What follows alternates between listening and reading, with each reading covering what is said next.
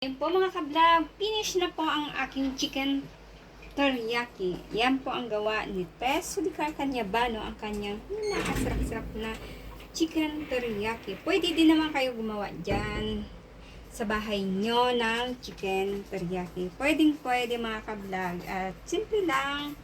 At para hindi na tayo lalabas at bibili at mag-order, gawa na lang po tayo sa bahay mga ka-vlog para mas masarap po yung gawa natin mga ka-vlog. At yan po, magandang gabi sa inyong lahat at ingat po kayo kung saan man po kayo naroroon mga ka-vlog at magdi-dinner na po kayo, gabi na at kami din ay magdi-dinner na. Yan po ang aking menu ngayong araw na ito, March 6 ba? Mga ka-vlog ba?